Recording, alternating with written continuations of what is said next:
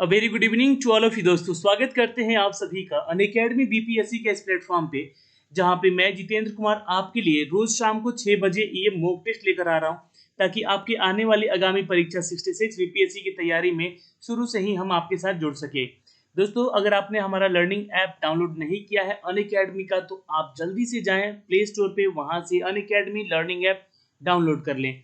और वहाँ पे अगर आप चाहते हैं सीरियसली किसी भी एग्ज़ाम की तैयारी करना, तो आप पेड कोर्सेज ज्वाइन करके ये तैयारी शुरू कर सकते हैं। खैर, चलिए शुरुआत करते हैं आज के इस मॉक टेस्ट का। और आज 6 बजे शाम को हम लोग लेकर आए हैं आपके लिए 50 क्वेश्चन, जो कि डेली बेसिस पे आपको ये दिए जाते हैं। तो आप भी इसको अटेंड करें और यहाँ पे कमेंट बॉक्स में आंसर कमेंट कीजिएगा। कल 30 जून है और सुबह का वीडियो जरूर देखिएगा। जी हाँ दोस्तों, बहुत इंपॉर्टेंट वीडियो है, पूरे जून का ये करेंट अफेयर आपको दिया जाएगा। ओके, तो चैनल को यहाँ सब्सक्राइब कीजिए बेल आइकन दबा के हर वीडियो के नोटिफिकेशन के लिए। और सुबह मिलते हैं 4 बजे एक नए वीडियो में, जहाँ पे पूरे जून का करंट अफेयर ये आपको शेयर किया जाएगा। तो पहला क्वेश्चन देखते हैं दोस्तों। यहाँ पे पहला क्वेश्चन है, हिमालय पर्वत के अलावा भारत का उच्चतम श्रृंग कौन सा है? चलिए आंसर करेंगे यहाँ पे दोस्तों, इट्स अ डी, अनाईमोड़ी। नोट कर सकते हैं। और देखिए, अरावली पहाड़ी की सबसे ऊंची चोटी तो ये है गुरु शिखर, अरावली की अगर पूछे तो। और अगर पश्चिमी घाट पर्वत का दूसरा नाम सह्याद्री पर्वत है, और उसकी सबसे बड़ी चोटी, यह पश्चिमी घाट पर्वतों की सबसे बड़ी चोटी कौन सी है? तो केंद्र मुख है, केंद्र मुख, कुंद्रेमुख, ठीक है, नोट कर सकते हैं। और ये दोस्तों हिमालय पर्वत के अलावा भारत की उच्चतम चोटी या श्रृंग कह सकते हैं, अन्नाईमुड़ी की है। ठीक है दोस्तों, नेक्स्ट क्वेश्चन पे चलते हैं, क्वेश्चन नंबर 2 पे। दोस्तों, ऐसी आकाशीय पिंडों को जो ग्रहों से बहुत छोटे होते हैं लेकिन जिनकी कक्षाएं मंगल और बृहस्पति के बीच होती हैं, क्या कहलाती हैं? बिल्कुल आंसर करेंगे दोस्तों, इट्स ए। जी हाँ, एस्टेरॉयड्स कहलाते हैं ये। मंगल और बृहस्पति की कक्षाओं के बीच कुछ कुछ छोटे छोटे आकाश पिंड है। और ये भी दोस्तों आपको बता दें कि ये भी सूर्य की परिक्रमा ही कर रहे हैं। इन्हें क्षुद्र ग्रह भी कहते हैं, याद रखिएगा, जिसका हम लोग एस्टेरॉयड कह रहे हैं यहाँ पे। आंसर ए कर लेंगे। चलिए क्वेश्चन नंबर 3 पे चलते हैं। भारत सरकार के वार्षिक कर राजस्व किस स्रोत से सर्वाधिक प्राप्त होते हैं? नीचे कमेंट बॉक्स में अपने आंसर कमेंट करते रहिएगा, हर क्वेश्चन इंपॉर्टेंट है आपके एग्जाम के पॉइंट ऑफ व्यू से। भारत सरकार के वार्षिक कर राजस्व किस स्रोत से सर्वाधिक प्राप्त होते हैं दोस्तों? बिल्कुल याद रखेंगे दोस्तों, भारत में प्रगतिशील आयकर प्रणाली है। आपको बताना चाहेंगे कि अर्थात आय में जो वृद्धि के साथ साथ जो भी कर यानी कि टैक्सेस लिए जाते हैं या दर से, है ना, उसे हम लोग क्या कहते हैं? तो कर दर में भी वृद्धि होना। और जो व्यक्तिगत आयकर, जो पर्सनली अगर मान लीजिए आप जॉब कर रहे हैं और आप भी टैक्स भर रहे हैं, तो उसको क्या कहते हैं? तो सभी व्यक्तियों का, संयुक्त हिंदू परिवारों या फिर गैर पंजीकृत फर्मों या फिर व्यक्तियों के अन्य समुदायों की कुल आय का एक सुनिश्चित आय होता है, जिसे हम लोग जो अधिक होने के प्रभावी मानते हैं। दोस्तों एक होता है दोस्तों निगम कर। निगम कर क्या होता है? तो रजिस्टर्ड कंपनियों और निगमों पर आरोपित किया जाता है ये, और कंपनी को एक स्वतंत्र इकाई मानकर उस पर व्यक्तिगत आयकर भी लगाया जा सकता है। तो ये एक अपडेट था इन सभी टैक्सेस से लेकर। तो यहाँ पे आप आंसर क्या करेंगे दोस्तों? भारत सरकार के वार्षिक राजस्व की किस स्रोत से सर्वाधिक प्राप्त होती है? तो याद रखिएगा दोस्तों, इट्स ए, आयकर और निगम कर। ठीक है, ये is the right answer. Next question पे चलते हैं। सशर्त उपलब्धि प्राणियों का निकट का संबंध निम्नलिखित क्षेत्रों में से किस क्षेत्र से है? देखिए, अगर हम बात करेंगे दोस्तों यहाँ पे व्यक्तियों के बीच बैंकिंग के आदत बढ़ाने की उद्देश्य को लेकर, तो ये 1964 में, जी हाँ लिख सकते हैं, 1964 में भारतीय यूनिट ट्रस्ट की स्थापना की गई थी। किसकी की गई थी दोस्तों? तो भारतीय यूनिट ट्रस्ट की ये बातें की गई थी दोस्तों। ठीक है, ये आप याद रखेंगे। और आपको बता दें कि भारतीय रिजर्व बैंक जो है देश में मौद्रिक गतिविधियों के नियम के नियंत्रण भी करता है। चूंकि 1854 की बात किया जाए अगर, तो ये सबसे पहले बार डाक टिकट का प्रचलन भारत में शुरू किया गया था। और आइंस्टीन जो है वो, जी हाँ आप छोड़िए यहाँ पे, ये आपको बता दें कि भारतीय यूनिट ट्रस्ट के द्वारा 1854 में इसकी शुरुआत की गई थी। लेकिन यहाँ पे बात करें सशर्त उपलब्धियों की प्रणालियों का निकट संबंध जो है किससे है, तो याद रखिएगा दोस्तों बी केवल टीबी नेटवर्क के साथ रहा है। ठीक है, याद रखेंगे। क्वेश्चन नंबर 5 पे चलते हैं दोस्तों। पुलित्जर पुरस्कार किस क्षेत्र में किस उत्कृष्ट योगदान के लिए दिया जाता है? याद रखेंगे दोस्तों यहाँ पे, जी हाँ, ये अवार्ड दिया जाता है सी पत्रकारिता के रूप में। जी हाँ दोस्तों, आंसर क्या कर लेंगे, सी कर लीजिएगा। और एक कुछ तो दोस्तों अवार्ड होता है एमी अवार्ड, है ना, कभी आपने सुना होगा। ये किस क्षेत्र में दिया जाता है दोस्तों, तो ये संयुक्त राज्य अमेरिका का अवार्ड है और ये सर्वोच्च टेलीविजन पुरस्कार में दिया जाता है एमी अवार्ड। नोट कर सकते हैं दोस्तों, ये कहाँ पे दिया जाता है, तो टेलीविजन के क्षेत्र में अमेरिका में, है ना। ये इंपॉर्टेंट है, ये क्वेश्चन पूछा गया है एग्जाम में। और पुलित्जर पुरस्कार जैसे कि आपको पता है कि ये कोलंबिया विश्वविद्यालय संयुक्त राज्य अमेरिका से ही पत्रकारिता और साहित्य एवं संगीत के विभिन्न क्षेत्रों में दिए जाते हैं। जी हाँ, इसके हेतु यहाँ पे $10,000 की रुपये भी प्रदान की जाती है। पुलित्जर पुरस्कार जिसको मिलता है उसको साथ में $10,000 का ये इनाम भी दिया जाता है। क्वेश्चन नंबर 6 पे चलते हैं दोस्तों। एलिफेंटा दर्रा जो बहुत चर्चित रहा कहाँ स्थित है? देखिए, भारत के कुछ दर्रों के नाम मैं आपको बता देना चाहता हूँ। जैसे कि पहला काराकोरम, नोट कर सकते हैं। जी हाँ, काराकोरम दर्रा ये है दोस्तों जम्मू एंड कश्मीर में। ठीक है। दूसरा अगर हम बात करेंगे जोजिला दर्रा, जी हाँ जोजिला दर्रा, ये कहाँ पे है दोस्तों, तो ये भी जम्मू एंड कश्मीर में ही है। तीसरा हम बात करेंगे दोस्तों सिपिक दर्रा, ये भी इंपॉर्टेंट है। सिपक दर्रा है ना, सिपकी दर्रा कहते हैं इसको, ये हिमाचल प्रदेश में है, ये भी नोट कर सकते हैं। और दोस्तों एक और है नाथुला दर्रा जो कि फेमस है, नाथुला है ना, नाथुला, तो ये कहाँ पे है दोस्तों, तो ये सिक्किम में है, तो ये भी आप नोट कर सकते हैं। तो इतने सारे मैंने बता दिए। तो एलिफेंटा दर्रा जो कि बहुत चर्चित रहा है वो कहाँ पे है, तो याद रखिएगा इट्स अ सी श्रीलंका में है दोस्तों। ठीक है, श्रीलंका की राजधानी कहाँ होती है, तो श्री जयवर्धने, नोट कर सकते हैं। कोलंबिया का नाम बदल के अब श्री जयवर्धने रखा गया है। क्वेश्चन नंबर दोस्तों यहाँ पे देंगे 7। United nation human development index SDI क्या है? देखिए, इसको कहते हैं मानव विकास सूचकांक। जी हाँ दोस्तों, किसी देश में अगर आधारभूत मानवीय आवश्यकता की औसत प्राप्ति जैसे लोगों की जीवन और प्रत्याशा, साक्षरता और अच्छे रहन सहन के स्तर के लिए आय से वंचन या फिर इन तीनों का संयुक्त एक सूचकांक भी मानव विकास का सूचकांक कहलाता है। क्या करेंगे आंसर यहाँ पे, ये कर लीजिएगा। विभिन्न देशों के आर्थिक तथा सामाजिक स्थिति का राष्ट्रीय आय, साक्षरता और उसके रहन सहन के आधार का आकलन करना, मापदंड करना ही एसडीआई कहलाता है, यानी कि मानव विकास सूचकांक। ठीक है, याद रखेंगे। चलिए क्वेश्चन नंबर 8 पे चलते हैं दोस्तों। बर्फ पर दाब बढ़ने से उसका गलनांक क्या होता है? नीचे कमेंट बॉक्स में अपने आंसर्स को कमेंट करिएंगे जल्दी से। क्योंकि देखिए दोस्तों, यहाँ पे बता दें आपको कि जो भी बर्फ पर दाब बढ़ने से क्या होता है, तो गलनांक पर दाब का प्रभाव वही रहता है दोस्तों, याद रखिएगा यहाँ। और गलनांक पे, यहाँ पे बर्फ पे दबाव पड़ने से उसका गलनांक जो है घट जाएगा। ये सॉरी, यहाँ पे घाट लिख दिया गया है, तो ये घट जाएगा दोस्तों, याद रखिएगा। ठीक है, नेक्स्ट क्वेश्चन पे चलते हैं। क्वेश्चन नंबर, सूर्य उदय होते समय वह डूबते समय लाल क्यों दिखाई देता है? साइंस का क्वेश्चन है और आया हुआ है बीपीएससी के एग्जाम में, बहुत बार पूछा गया प्रश्न ये। तो देखिए, सूर्य उगते और डूबते समय जो होता है ना दोस्तों, वो परिकरण करता है। ठीक है, परिकरण के कारण ही लाल दिखाई देता है। जब सूर्य उगता है या डूबता है तो उससे प्रकाश को हम तक पहुंचने में वायुमंडल के धूल आदि कणों और परिकरण हो जाता है।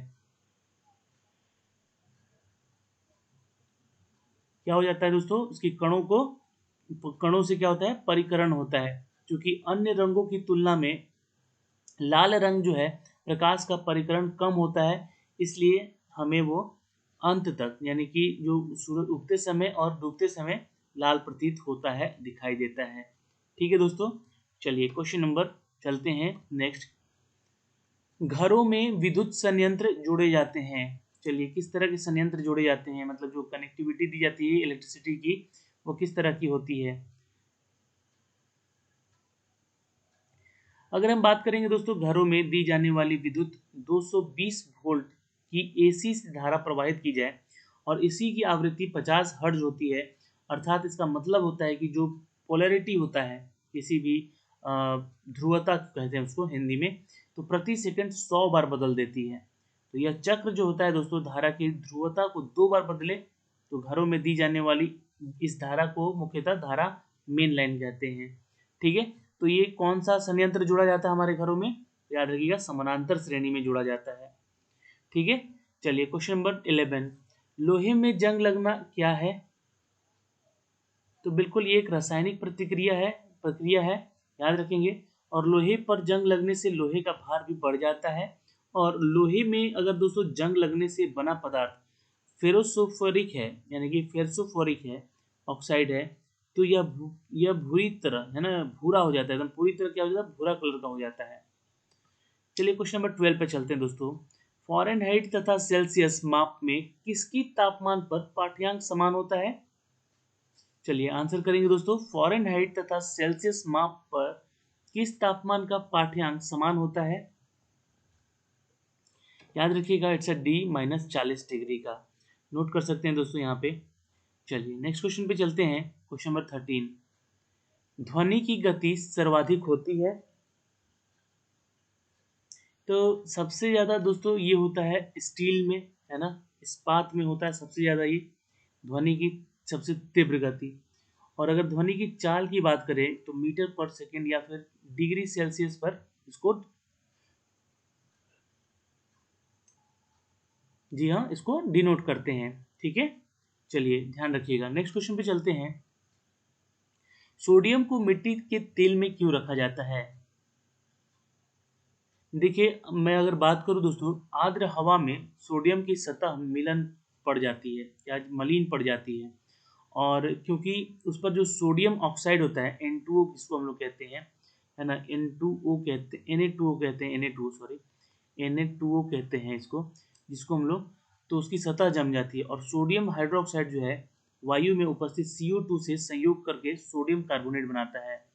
जी हाँ, CO2 से क्या करता है कन्वर्ट करके, तो ये क्या बनाता है, सोडियम कार्बोनेट Na2CO2 बनाता है। ठीक है, सोडियम कार्बोनेट बनाता है। और यही कारण है कि दोस्तों सोडियम जो है वो धातु को केरोसिन तेल के अंदर डुबो के रखा जा सकता है,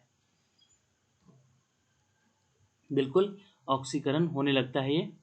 क्वेश्चन नंबर 15, चेचक के टीके का आविष्कार किसने किया था? तो बिल्कुल यहाँ पे आंसर कर दीजिएगा दोस्तों, इट्स सी, एडवर्ड जेनर ने किया था दोस्तों, सी इज द करेक्ट आंसर। अच्छा चलिए कुछ और आविष्कार मैं पूछ लेता हूँ यहाँ पे आपसे, तो उसका आंसर लिख लीजिएगा आप लोग, है ना, क्योंकि पीडीएफ में ये सारी चीज़ें नहीं मिलेंगी आपको। तो पहला है दोस्तों कि टेरामाइसिन जो है वो क्या है, कौन आविष्कार किया है इनका? तो फिनेल ने किया है दोस्तों। और पोलियो वैक्सीन का तो जोन्स ई सॉल्क ने किया है। अच्छा, गर्भ निरोधक गोलियों का आविष्कार किसने किया है? तो पिनकस ने किया है। ये सारे नाम याद रखेंगे। नेक्स्ट क्वेश्चन पे चलते हैं दोस्तों, शरीर में ऑक्सीजन की पूर्ति कौन करता है? बिल्कुल याद रखेंगे दोस्तों, इट्स ARBC, यानी कि लाल रुधिर सेल, यानी कि, जी हाँ दोस्तों, लाल रुधिर अणु जो है वो हमारे शरीर में क्या करता है, तो ऑक्सीजन की पूर्ति करता है। क्योंकि इसका काम क्या होता है, तो स्तनधारियों में स्थित जो लाल रुधिर कोशिकाएं होती हैं जिसे हम लोग सेल कहते हैं, ये केंद्रक नहीं होता है बल्कि उनकी आकृति का उभयवतल का और गोलाकार होता है, और केवल ऊंट एवं लामा में स्तनधारियों के लाल रुधिर कोशिकाओं का केंद्रक होता है, ये भी ध्यान रखेंगे। अच्छा दोस्तों, क्वेश्चन पूछेगा कि मनुष्य के स्थित लाल रुधिर कोशिकाओं का जो व्यास क्या होता है ना, तो याद रखिए 7 से लेकर 8 माइक्रोमीटर तक। ठीक है, और लाल रुधिर कोशिकाओं का ऑक्सीजन को फेफड़ों से उत्तक तक ले जाता है, क्या करता है, उत्तक तक ले जाता है। ठीक है, चलिए नेक्स्ट क्वेश्चन पे चलते हैं दोस्तों, मनुष्य के शरीर में हृदय को एक बार धड़कने के लिए कितने समय लगते हैं? बिल्कुल दोस्तों, हृदय की धड़कन की बात करें यहाँ पे, तो ये है दोस्तों, आंसर कीजिएगा सी, जी हाँ, 0.8। मनुष्य के शरीर में हृदय को एक बार धड़कने के लिए कितना समय लगता है? तो समय लगता है दोस्तों 0.8 मिनट है ना, 0.8 मिनट लगता है, उससे भी कम। बिल्कुल आंसर करेंगे दोस्तों नेक्स्ट क्वेश्चन का। चलिए आंसर करेंगे क्वेश्चन नंबर 18 का यहाँ पे, कि पश्चिम से पूरब की ओर हिमालय का विस्तार कहाँ से कहाँ तक है। जल्दी से आंसर करेंगे, क्वेश्चन इंपॉर्टेंट है, आ सकता है एग्जाम में भी। हिमालय पर्वत देखिए एक नवीन वलित पर्वत है ये दोस्तों, और इसका जो भार है या उसका जो भाग है वो भारत की उत्तरी सीमा पर स्थित है।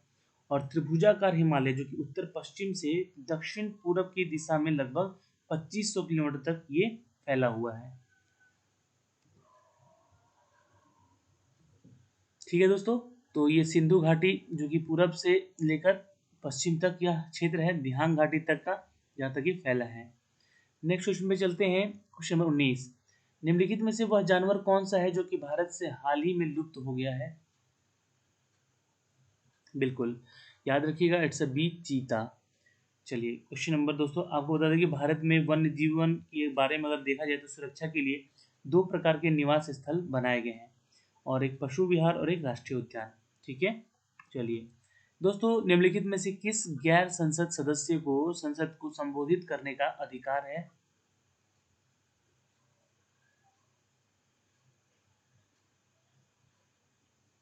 बिल्कुल याद रखेंगे दोस्तों, इट्स ए, जी हाँ, भारत के महान्यायवादी। दोस्तों भारत का महान्यायवादी प्रथम विधि अधिकारी होता है, आपको पता होना चाहिए। और भारत का जो महान्यायवादी ना तो संसद का सदस्य होता है और ना ही मंत्रिमंडल का सदस्य होता है, लेकिन वह किसी भी सदन में अथवा उनकी जो समितियां हैं में बोल सकता है। ठीक है, चलिए किसी राज्य को विशेष दर्जा प्रदान करने में केंद्र सरकार का निहितार्थ निम्नलिखित में से क्या है। चलिए आंसर करेंगे दोस्तों यहाँ पे, इट्स अ डी, ए और बी दोनों ही सही है यहाँ पे। यानी कि केंद्रीय सहायता का अधिकांश प्रतिशत सहायता अनुदान के रूप में होगा और कुल सहायता का प्रतिशत रूप में ऋण की राशि में कम हो जाएगा। चलिए क्वेश्चन नंबर 22 पे देखते हैं, ऐसे युगल जिसका रुधिर वर्ग ए और बी है तो क्या उनके बच्चों में भी उनके रुधिर वर्ग पाए जा सकते हैं। तो ऐसा कोई जरूरी नहीं है, अगर ए है फादर का और मदर का बी है यहाँ ब्लड ग्रुप, तो उनका जो ब्लड ग्रुप है वो तीनों हो सकता है। ठीक है, ए बी या ओ, है ना, ये तीनों हो सकता है, चारों हो सकता है ब्लड ग्रुप। चलिए नेक्स्ट क्वेश्चन है, चंडीगढ़ का वास्तुविद ले कोर्बुजियर किस देश का नागरिक है। बिल्कुल दोस्तों आंसर करेंगे 23 का यहाँ पे।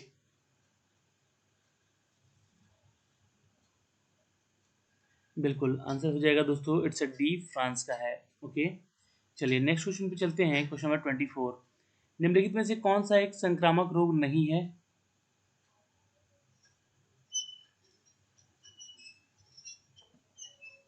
बिल्कुल इट्स अ टेटनस, नोट कर सकते हैं, इसको हम लोग धनु स्तंभ कहते हैं। और नोट कर लेते हैं दोस्तों यहाँ पे कुछ टेटनस के बारे में, यह एक बीमारी का क्लोस्ट्रिडियम टेटानिक है नाम, जो कि जीवाणु के संक्रमण से होती है। और बीमारी जो है, बीमारी से ग्रसित होने वाले रोगी की गर्दन और जबड़े की जो पेशियां हैं वो संकुचित हो जाती हैं। दोस्तों रोगी जो होते हैं, यानी कि जो रोगी को एंटीटॉक्सिन सिरम जो है वो इंजेक्शन के रूप में भी दिया जा सकता है। ठीक है, चलिए क्वेश्चन नंबर 25। दोस्तों यदि मांग की आय लोच 1 से अधिक है तो वस्तु क्या होगी। बिल्कुल दोस्तों आंसर करेंगे, it's A is the right answer. जी हाँ, आवश्यकता इसे कहते हैं, ए आवश्यकता। नेक्स्ट क्वेश्चन पे चलते हैं दोस्तों, यहाँ पे शुष्क सेल में एनोड में क्या होता है। बिल्कुल देखिए, शुष्क सेल में अगर हम बात करें दोस्तों तो प्रयुक्त विद्युत अपघटय जो कि विलयन के रूप में ये रहकर शुष्क अवस्था में रहते हैं। और इसमें जस्ते का एक बर्तन होता है जिसमें कि मैग्नीज डाई ऑक्साइड और नौसतदार या कार्बन आदि के मिश्रण भरे होते हैं। ओके, याद रहेगा। चलिए क्वेश्चन नंबर 27 पे चलते हैं, बी इज आंसर हो जाएगा जस्ता। किस रोग में रक्त का थक्का नहीं बनता है। तो 27 का उत्तर कीजिएगा दोस्तों। मनुष्य में कई जो हैं दोस्तों, आपको बता दें कि संलग्न गुण हैं, जैसे कि कलर ब्लाइंडनेस, हीमोफीलिया, गंजापन, है ना। और ये सारे के सारे जो हैं जीनस जो कि लिंग संलहन गुणों को एक पीढ़ी से दूसरी पीढ़ी तक ले जाता है। यानी कि जो आपके कलर ब्लाइंडनेस आपके पास हो सकती है तो आपके बच्चों में भी जा सकती है। आंसर करेंगे दोस्तों इट्स बी। यह और किस रोग में ये रक्त नहीं जमता है, तो हीमोफीलिया में। ठीक है, नेक्स्ट क्वेश्चन पे चलते हैं 28। निम्नलिखित में से विटामिन B1 कौन सा है दोस्तों? बिल्कुल आंसर करेंगे दोस्तों, B1 जो विटामिन है वो रासायनिक नाम है उसका थायमीन। जी हाँ, बीमारी, बेरी बेरी, स्रोत, मूंगफली, तिल, सूखी मिर्च, बिना धुली दाल, ये सारी चीजें हैं इनमें शामिल। B is the right answer, thiamine. Next question है दोस्तों, कूना किस देश की सरकारी समाचार एजेंसी है? बिल्कुल याद रखेंगे दोस्तों, इट्स ए। जी हाँ, कुवैत का है, ये नोट कर सकते हैं। आंसर क्या हो जाएगा दोस्तों, इट्स ए, कुवैत का है। कूना जो है किस देश की सरकारी समाचार एजेंसी है दोस्तों, तो ये कुवैत का है। दोस्तों कुछ एजेंसीज हैं जिसके नाम आपको पता होने चाहिए, जैसे कि भारत में है, सॉरी यहाँ पे यूके में है राइटर, है ना। और ताश कहाँ का है?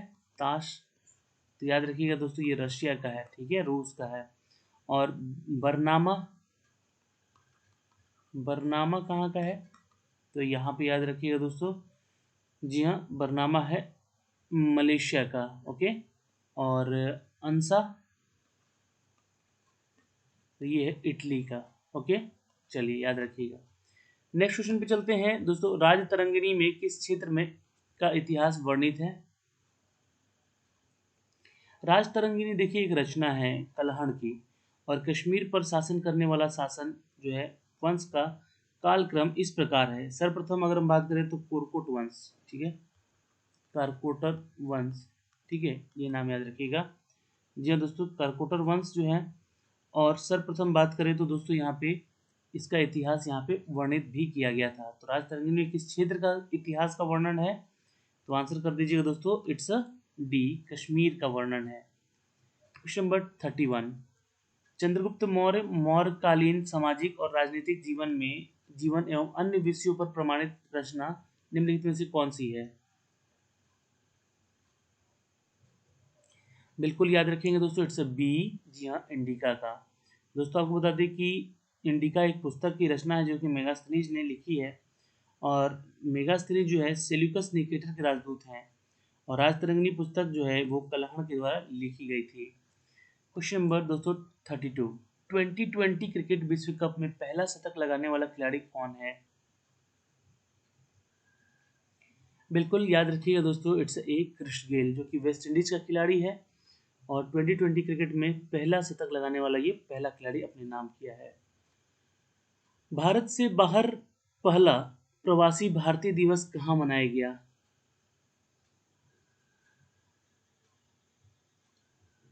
बिल्कुल आंसर करेंगे, इट्स बी, न्यूयॉर्क में। नेक्स्ट क्वेश्चन है दोस्तों, आर्यो जो के भारत आने के पूर्व यहाँ कौन सी आदमी जाति निवास कर रही थी? आदिम जाति, सॉरी। बिल्कुल याद रखिएगा दोस्तों, इट्स ए। जी हाँ दोस्तों, नोट कर लेंगे, सॉरी इट्स बी, द्रविड़ जाति, ठीक है। क्योंकि जो मैंगलोइड है, ये जो प्रजाति है दोस्तों, ये जो प्रजाति है ये निवास जो है इसका हिमाचल प्रदेश में होता है और नेपाल के सीमावर्ती क्षेत्रों में है और असम राज्यों में भी है। लेकिन ऑस्ट्रोलॉइड का जो है ये प्रजाति भारत की जनजातियों में मिश्रित हो गई है। और इसमें संबंधित जनजाति दक्षिण भारत के चेंचू, मलायन, कुरुम्बा, योरुबा और मुंडा और कोल, ये सारे भील प्रमुख हैं। लेकिन द्रविड़ प्रजाति की बात करें दोस्तों तो भारत का आदिम प्रजाति माना जाता है। नेक्स्ट क्वेश्चन पे चलते हैं दोस्तों, निम्नलिखित ग्रहों को उनके उपग्रहों की संख्या से अवरोही क्रम में लिखिए। चलिए अवरोही क्रम में बताइए भाई। तो ग्रहों का नाम पहले आप जान लीजिए दोस्तों। पहला तो बुध ग्रह है ना, मैं आपको बता दे रहा हूँ, आप लोग लिख लीजिएगा। उसके बाद है दोस्तों शुक्र ग्रह। उसके बाद है दोस्तों हमारा पृथ्वी। सूर्य से ये दूरी बता रहा हूँ, है ना, ये सूर्य है तो सूर्य से दूरी, तो पृथ्वी है। फिर उसके बाद कौन है? तो उसके बाद है दोस्तों मंगल, ठीक है। और उसके बाद कौन है? तो उसके बाद है बृहस्पति, ठीक है। और उसके बाद कौन है? तो शनि। और उसके बाद कौन है? तो वरुण और कुबेर, जिसको हम लोग प्लूटो कहते हैं, क्योंकि प्लूटो हटा दिया गया है। और शनि के बाद है दोस्तों यूरेनस, जिसे हम लोग अरुण कहते हैं, और नेपच्यून, जिसे हम लोग वरुण कहते हैं। तो अरुण और वरुण, ये हो गया हमारे 8। और 9वां जो प्लूटो है वो उसको अब 2006 के बाद अलग कर दिया गया है। तो जो सही क्रम है अवरोही में वो बताना है आपको। जी हाँ, 3 2 1 4, यानी कि पहले वरुण, जी हाँ, उसके बाद बृहस्पति, उसके बाद शनि, उसके बाद मंगल। तो 3 2 1 4, 3 2 1 4, यहाँ सॉरी 3 पे है क्या, तो हमारा शनि है, और 2 पे है बृहस्पति, उसके बाद 1 पे है वरुण, और उसके बाद 4 पे है मंगल। तो ये है दोस्तों, ठीक है। चलिए क्वेश्चन नंबर देखते हैं यहाँ पे 36। पृथ्वी का विषुवतीय व्यास लगभग कितना होता है दोस्तों?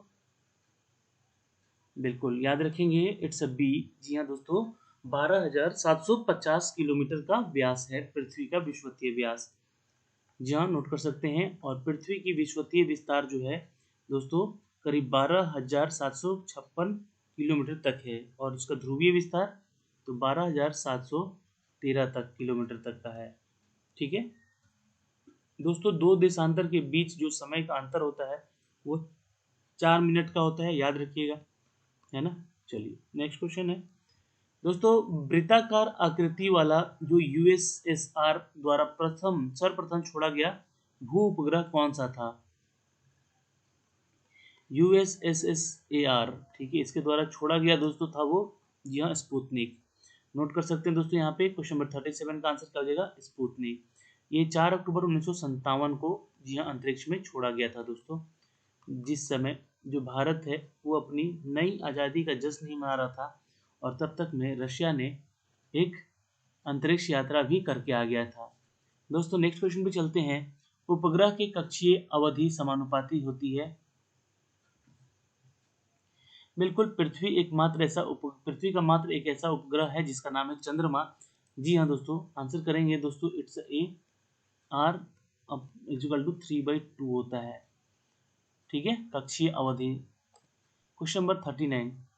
बहुत बहत कहाँ की मुद्रा है? बहत, है ना, बहत कहाँ की मुद्रा है? तो ये है, आंसर कीजिएगा दोस्तों बी, थाईलैंड की।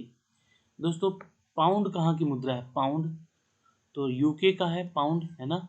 और वैसे बहुत सारे जो कंट्री है यूके में उनका भी है ये पाउंड। जॉर्डन का क्या है? जॉर्डन का है दोस्तों दिनार, याद रखेंगे। और सिंगापुर का तो डॉलर है, सिंगापुरी डॉलर, ये भी आप याद रखेंगे। ठीक है, चलिए क्वेश्चन नंबर 40 पे चलते हैं दोस्तों। ग्लेशियर में बर्फ हमेशा निम्न में से कहाँ से पिघलती है? बिल्कुल याद रखेंगे दोस्तों, यहाँ पे आंसर कीजिएगा, इट्स अ बी। जी हाँ, आंसर क्या होगा, इट्स अ बी, सबसे निचले स्तर को पिघलाती है। चलिए क्वेश्चन नंबर दोस्तों 41। दोआब शब्द से क्या आप समझते हैं?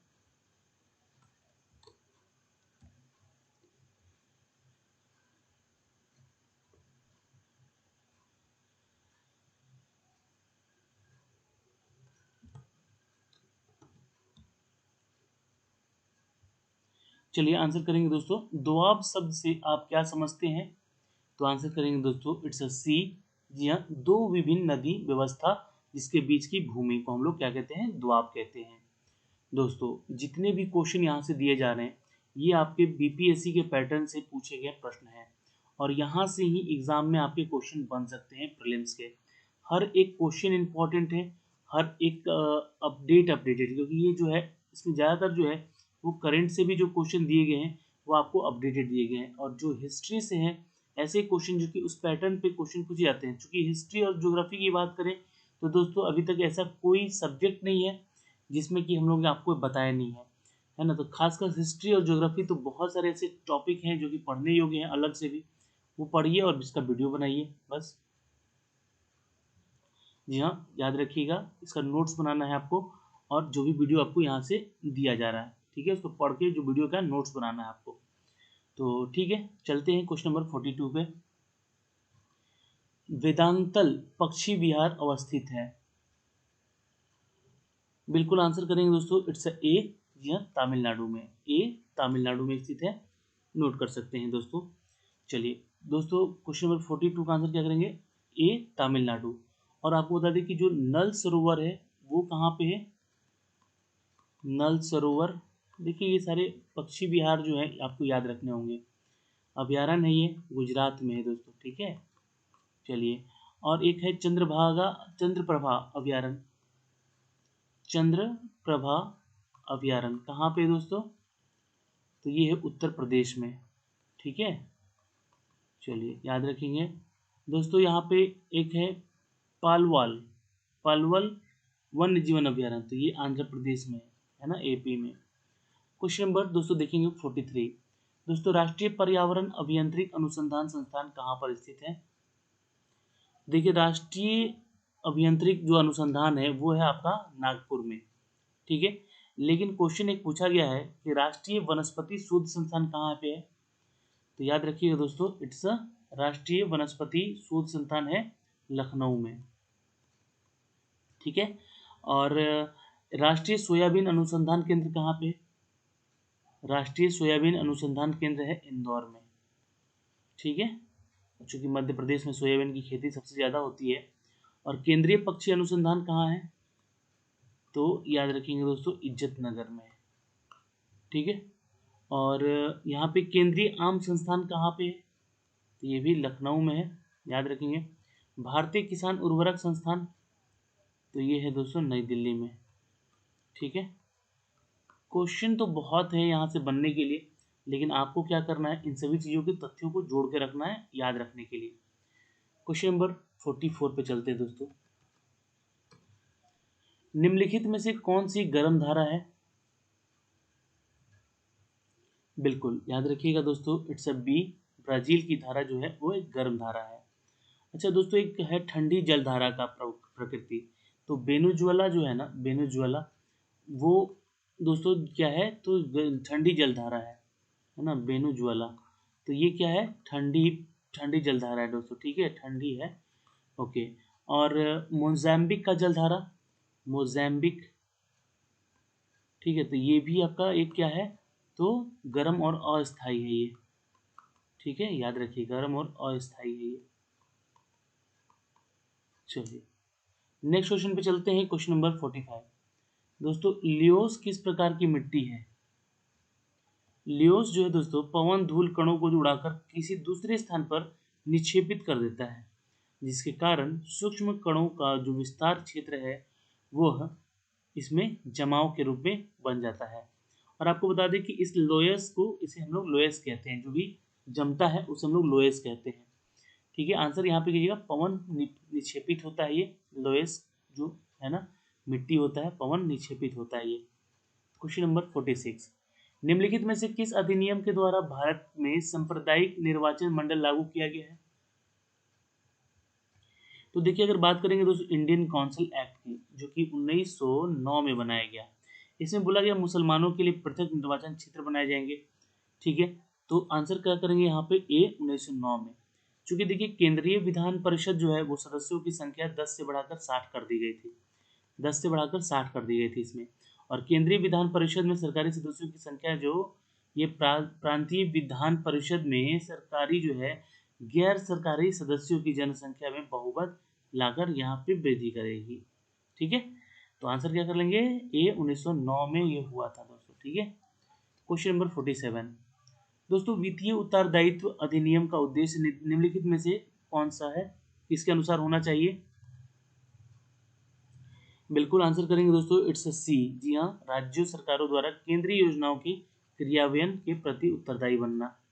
आंसर सी हो जाएगा, क्योंकि वित्तीय आयोजन के अंतर्गत राष्ट्रीय आय, उपभोक्ता आयत और इत्यादि विषयों में विभिन्न परिकल्पनाओं के आधार पर यह अनुक्रम जो है लगाए जाते हैं, ठीक है। चलिए क्वेश्चन नंबर 48। निम्नलिखित में से कौन सी मुद्रास्फीति के नियंत्रण की विधि नहीं है? तो देखिए, नहीं बोल दिया गया है तो आंसर कीजिएगा, ब्याज दर को कम करना, इसमें से कोई संबंधित नहीं है, क्योंकि वस्तुओं और सेवाओं के उत्पादन की तुलना में मुद्रा की जो आपूर्ति होती है वो तीव्र वृद्धि का जो होता है उसी कारण होता है। और मुद्रा स्फीति जो है वो मुख्य रूप से दो रूपों में बटी होती है, प्रकट होती है, ठीक है। चलिए क्वेश्चन नंबर 49। दोस्तों, उत्पादन के चार कारक हैं, कौन कौन है वो? जी हाँ, ए भूमि, श्रम, पूंजी और संगठन, याद रखिएगा। जी हाँ दोस्तों, मूल रूप से अगर देखा जाए तो उत्पादक 3 प्रकार से होते हैं। जी हाँ, ये 3 प्रकार से होते हैं। और प्रथम जो खाद्य पदार्थ या अन्य फसलों का वानिकी यानी कि उत्पादन होते हैं, उनके संबंध में इन्हें प्राकृतिक उत्पादन भी कहते हैं। दोस्तों, खदानों से पत्थर खाने से खनिज आदि प्राकृतिक उत्पाद कहलाते हैं ये। ठीक है, चलिए, बहुत इंपॉर्टेंट है ये क्वेश्चन। और आज का आखिरी प्रश्न है दोस्तों कि भारत के प्रधानमंत्री मनमोहन सिंह, जो कि पूर्व प्रधानमंत्री हैं और गोह नामक गांव में पैदा हुए थे, यह गांव कहाँ पर था? बिल्कुल पाकिस्तान में है ये क्षेत्र। आंसर याद रखिएगा, B is the right answer. Okay, तो दोस्तों आज के सिनारियो में हमने करीब 50 प्रश्न देखे और आपने कितने उत्तर यहाँ पे सही किए, ये हमें कमेंट बॉक्स में कमेंट करके ज़रूर बताएंगे। और आपको वीडियो कैसा लगता है इसका भी आप जिक्र कर सकते हैं, नीचे कमेंट बॉक्स में कमेंट जरूर करेंगे। वीडियो को ज़्यादा से ज़्यादा अपने दोस्तों तक शेयर कीजिएगा और कल का सुबह का वीडियो देखना ना भूलेंगे, क्योंकि 30 जून को आपको पूरे करंट अफेयर का टॉपिक मिलेगा, जो कि आपको 1 तारीख से लेकर 30 तारीख तक का कंप्लीट होगा। ओके दोस्तों, तो आज के लिए इतना ही, मिलते हैं आपसे अगली वीडियो में। तब तक के लिए बाय बाय, टेक केयर, ध्यान रखिएगा अपना और अपने परिवार का।